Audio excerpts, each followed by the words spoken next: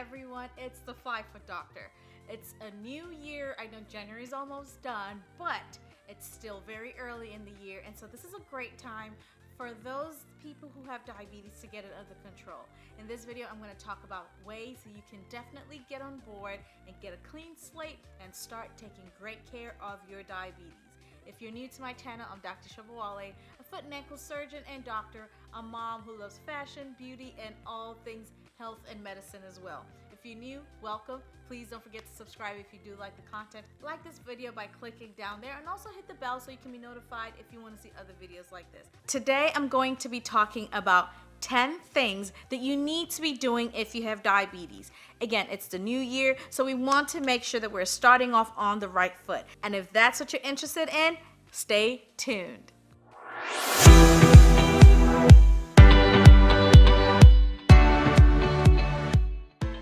All right, the first thing that you need to do is to know your blood sugar numbers. Now, a lot of people are diabetic and don't even know it because they don't check their blood sugars, they feel awkward, they feel sick, they just don't feel great, but they never take the time to actually check their blood sugar.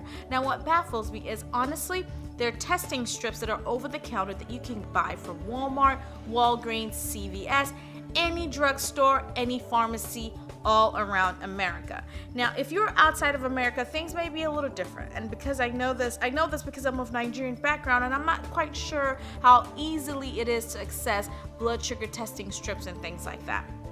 If it is by any means, please get it. You want to test your blood sugars all the time because you need to know where you are. You need to know if you're controlling it, if your diabetes is controlled or anything like that. For fasting, you want to at least have a blood sugar that is 90 or less. Of course, you don't want it too low because if you're too low, then we're facing chances of passing out, going to a diabetic coma and things like that. But at the same time, you don't want your fasting blood sugars to be 200 or even something as high, like much higher than that. And believe me, there are people who walk around with blood sugars that are that high. So my number one tip is check your blood sugar. You want to check it as much as possible. Know your numbers. When you know your numbers, you know how what you're eating is affecting you. You know how what you had for dinner is affecting you, how the tamales or the beans or the rice or the cake or ice cream or all those bottles of beer that you may have had at that party, how it will affect your blood sugar. So number one tip is check your blood sugar numbers. And going off of that, the next thing that I want to mention, number two, is timing your test right. So, like I had said earlier, not only do you want to know your sugars, it's best to know when to test. So my advice is usually first thing in the morning when you wake up, after you've had a long night of sleep and you haven't had anything for about 8 hours, that is a good time to test because then that is your fasting blood sugar. And also, during the day, after you've had a meal to eat, you want to test sometimes between 30 minutes and 2 hours after you've eaten because you've given your body enough chance to break down the food that you've had and see how what you've eaten will affect your blood sugar. So within that 30 minutes to 2 hour gap is a good time to test. If you test 30 minutes and then test 2 hours, you can kind of see how fast your body metabolizes your food, and then it'll help you know how to eat, what to eat, the quantity of stuff to eat, and things like that. So after you've done your blood test, what do you do with these numbers? Do you just keep a mental note of it and just say, oh, okay, I remember what I had the other day, I remember what I had 2 weeks ago? Some of us don't even remember what we ate for breakfast. So if you want to just put this at the back of your head, you're going to forget. And what that now does is you're going to miss trends. And so my advice, my number 3 point is keep a record.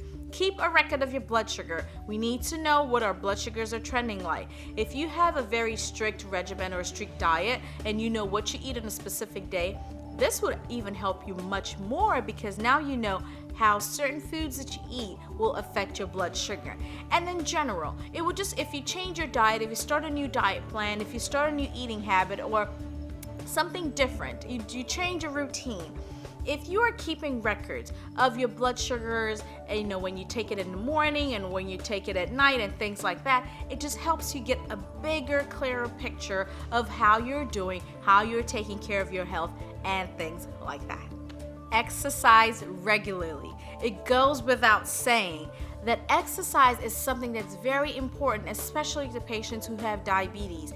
If you just take a 30-minute walk a day, that is usually enough. It's enough to get the blood flowing, it's enough to get your muscles warm, it's enough to get your joints loose, and to get things going. So exercise is a very integral part of the diabetic journey. So if you've been diagnosed with diabetes or any other health conditions, if you can at least try to take 30 minutes walk, it doesn't have to be brisk, just go. Walk, take a leisurely stroll, put on your sweater or your jacket, or just, take your pet, something to get you out there.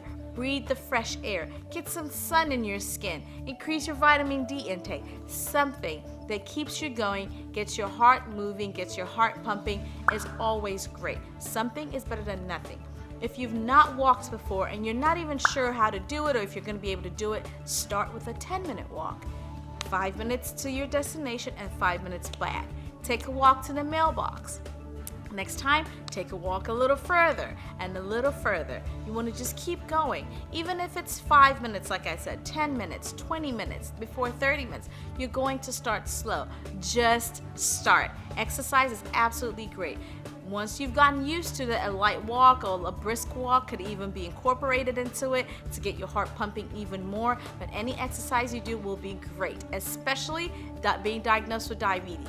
Now, if we're doing all of these things right now, and I don't know what number I'm on right now, but I'll put it on there.